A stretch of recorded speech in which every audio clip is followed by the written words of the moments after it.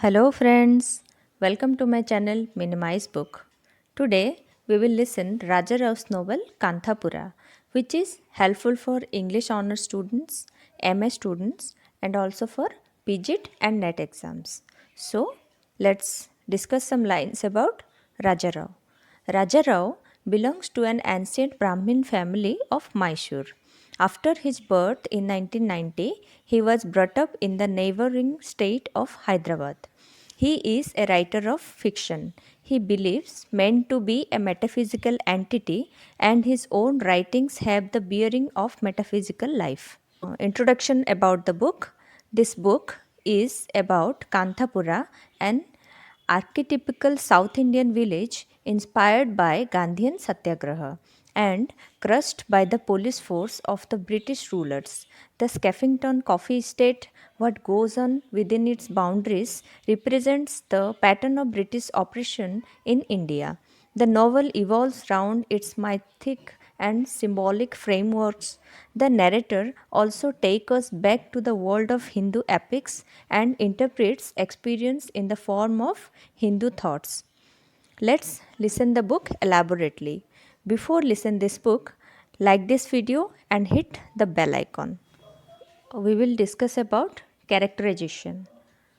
The main character, or you can say the narrator, Achakka, the narrator of the story and appears once in the novel. Murthy, the central figure, or you can say the hero of the story. Rangamma, a respectable and wise woman of Kanthapura. Waterfall Venkamma. Bhatta, a scholarly Brahmin. Patel Rangegowda, a Sudra. Bade Khan, a typical police under the British regime. These are some of the main characters. Now we will discuss about the summary of the story episode wise. The story started with Achakka, the narrator of Kanthapura, appears only once in the novel, but it is through her eyes and from her point of view that we see everything that happens in it. Let's discuss about the location of the village. Kanthapura, as described in Rajarao's novel, is a village in the province of Kara in the former princely state of Mysore, which is now part of Karnataka. Far above the port city of Mangalore, it is high on the western ghats of the steep mountains that face the Arabian Sea. In the land around the village are grown coffee, cardamom, rice, and sugarcane. While coffee and cardamom are shipped to England, rice and sugar are consumed at home. The nearby forests are full of teak, sal, and sandal trees. Kanthapura is situated on the road that connects the sea coast in the interior. Day and night, long caravans of bullock carts can be seen on the road carrying the produce of the land. The cart of the two villagers, Ramachetty and Subhachetty, are also seen carrying the merchandise on the winding roads. There are two temples in the village. One is dedicated to Kenchamma, the goddess of the hill, and the other is dedicated to goddess Kanthapurishwari, the deity of the village. There is a legend about Kenchamma that ages ago she slayed a demon who came to ask for the young men of the village as food and the young women as wives. The blood of the demon soaked into the earth to make the Kenchamma hill red. The goddess is believed to protect the people of Kanthapura in times of famine, disease, death, and despair. The village is divided into several quarters. In the Brahmin quarter, there are 24 houses. The other part of the village consists of several quarters: the Parihar quarter, the Porter's quarter, the Weaver's quarter, and the Sudra's quarter. Altogether, nearly 200 huts. Consideration of caste. According to the narrator Achakka, there is no social interaction between the Brahmins and Parihas, and Achakka belongs to the upper caste Brahmin family of Vedasastra Pravina Krishna Sastri. She admires that she never been to the other part of the village. Achakka is a respectable grandmother of the village. She treats other characters as their own children and grandchildren. Her own grandson are Sinu and Murti. The villagers lead a calm and placid life till Murti disturbs it by bringing in the Gandhian Satyagraha movement into their life. Achakka herself participates in the Satyagraha led by Murti. Murti, highly influenced by Gandhian principles, though he is a Brahmin but swayed by the teachings of Mahatma Gandhi, he learns to care for the lower caste and untouchables. When he gets free spinning wheels from the Congress committee, he distributes them among the villagers of all castes. He even goes to the Parihar quarter, and the people there are so happy to have a Brahmin visiting them. But Waterfall Venkamma, another Brahmin, is not impressed by this. She thought it is nonsense. She does not think much of Murti, whom he regards as a good for nothing fellow who has taken to this Parihar upliftment business. She declares that because of this sin, she will not give her daughter to Murti. To his mother, she says she is happy not to have tied his daughter to the neck of a Parihar mixer. Murthy is a self sacrificing young man who has no personal ambition. He cares for the others, the poor villagers, the Parihars, the coolies. Murthy continues to visit Parihars to give them cotton to spin and yarn to weave, and to teach them alphabet, grammar, arithmetic, and Hindi. But he remains conscious of that he is a Brahmin and the spirits of his ancestors are watching from above. On the one occasion, Murthy visits Parihar Rachan's hut. Rachan's wife invites him. Within a trembling heart, Murthy crosses the threshold. When she offers him milk to drink, he finds excuses to doing so. This episode shows that how deep are the consideration of caste in a Brahmin, and that one might be a disciple of Mahatma Gandhi, but one cannot in spirit be exactly like him. It is not only the upper classes but the lower classes too that are shackled by the traditional views about the distinctions of caste. What is true of the rest of India is equally true of Kanthapura. The Harikatha element. Murthy is encouraged by the enthusiasm of his followers like Rangamma, Ratna, and Rangegouda. They realize that the villagers can be won over only through a religious approach. Hence, they project Gandhi as a Mahatma, a superior soul of great faith and tremendous spiritual powers. They arrange bhajans and harikathas at the temple and other places to subtly plant political ideas in the minds of the people in the form of religious preaching. Jairamachar is the famous Harikatha man. He has a special way of doing the Harikatha. He brings the elements of Gandhian teaching into the stories that he narrates. While telling the story of Shiva and Parvati, he said that Shiva is three eyed and Swaraj too is three eyed, referring to the Gandhian message of self purification, Hindu Muslim unity, and Khaddar.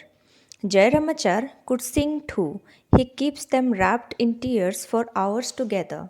In his special Harikatha, Jairamachar recalls the ancient glory of India that produced such great kings as Asoka, Chandragupta, Vikramaditya, and Akbar, and such sages as Krishna, Buddha, Sankara, and Ramanuj. But this very land of the Himalayas, Gangas, and Kaveri is enslaved by a nation of the red men from across the seas. The rishis beseech Brahma to do something to free the nation from foreign bondage. With the blessings of all gods, a son is born in a family of Gujarat such as the world never beheld before.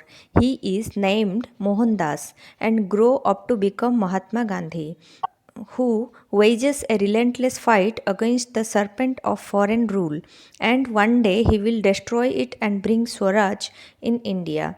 The police take Jairamachar after this Harikatha, and he is never again seen in Kanthapura. The villagers of Kanthapura had never heard Harikatha like this before. His story of Gandhi is an allegory of India's freedom struggle. The Skeffington Coffee Estate. As a counterpoise to the village in Kanthapura, Rajarao represents the Skeffington Coffee Estate. The coffee estate is a citadel of British supremacy, colonialism, and enslavement of the people of India. It is a vast estate spread across the land from the Babar Mound on one side, the Kenchamma Hill on the other, right up to the jungles of Horsehead Hill. Nobody knew how large it was or when it was founded, but all said it was at least 10,000 acres wide. Hunter Sahib takes care of this estate. His mistri had gone to far flung villages to spread the news of availability of work in the estate. He offered one fourth of a rupee to a man and one eighth to a woman for a day's labor. Still, they came eagerly as there had been a drought in their province, and the Mistri gave them with advance of a rupee to each and promise of plenty of food in the estate. He told them that the British master of the estate was a kind and generous man who would be good to them. So the coolies left their homes, travelled part of the way in a train, and marched the rest of the distance on foot. When all of them passed through the entrance of the estate, the Mistri closed the gates behind them. He led them to the master and told them that they would be treated well if they worked hard, but beaten up if they worked badly. Little did they realize that they had become virtual prisoners in the estate and slaves of the British Sahib. The next morning, they were put to work. When they realized the work was heavy and the wages inadequate, the estate was crawling with snakes. The rainy season brought fever. The Sahib prescribed them pills as medicines, but there was no respite from hard labor. Some of them perished, but there was no escape from the Skeffington coffee estate. Years passed, the old Sahib died, and his nephew was the new Sahib. He was not harsh or cruel, but he wanted young women of the coolies for his pleasure. When one man resisted this exploitation, the Sahib shot him dead. The case was taken to the British court, where the Sahib was forgiven. Two Brahmin clerks from the city working at the estate took a few of the coolies to Murti at Kanthapura, asking him to do something for them. Consequently, Murti came to the estate but was prevented by Bade Khan, the policeman, from entering. There was a scuffle at the gates in which two coolies hit Bade Khan with his own lathi. The next day, the family of one of them was expelled from the estate, but they were provided shelter by Murti. The other coolies rallied together to rebel against the harsh treatment they received from their master. The village of Kanthapura went on a march towards the estate to demonstrate their solidarity with the coolies. That is how the Gandhian movement reached even the Skeffington coffee estate and created a turmoil within its boundaries. And the next episode is Murti leads a satyagraha. Murti tries his best to educate the people of Kanthapura in the Gandhian principles, but they find it hard to break their links with superstition, casteism, and orthodoxy. Quite a few of them remain unaffected by his teachings and personal example that he provides them. Waterfall Venkamma and Bhatta lose no opportunity of using their poisonous tongues against him. While struggling against the British oppression, Murti and his disciples have to fight the conservative forces entrenched within their own community. It takes time for the villagers to understand the true significance of the freedom movement and Gandhian Satyagraha.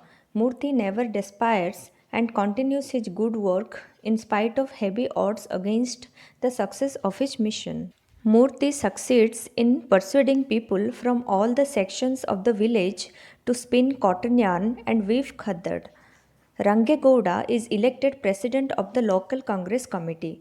The national spirit is further strengthened when Rangamma carry news about the activities of Gandhi and the Congress. A new wave of patriotism and national consciousness comes over Kanthapura and the Satyagraha movement gains strength.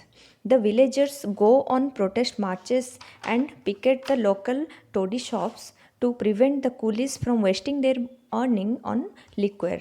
While Murthy is in prison, Rangamma organizes the Sevika Sangha, a voluntary group of women to continue the passive resistance against the British rule.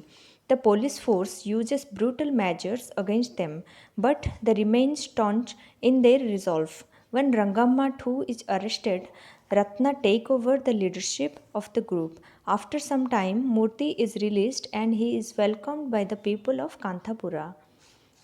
It gives them a renewed hope in the success of their unequal fight against the police. Murthy tells them to contribute to Gandhi's civil disobedience movement against the British by pursuing Don't Touch the Government campaign and the No Tax campaign. The campaign coincided with the famous Dandi March of Mahatma Gandhi, which formed part of his salt satyagraha. The protesters in the village are mercilessly beaten up by the police, but they do not yield nor do they give up the struggle. Ultimately, Kanthapura is destroyed but not defeated. In spite of failure, the source of inner resolve within the village community remains strong. This mainly due to their following the teachings of Mahatma Gandhi and the leadership provided by Murthy.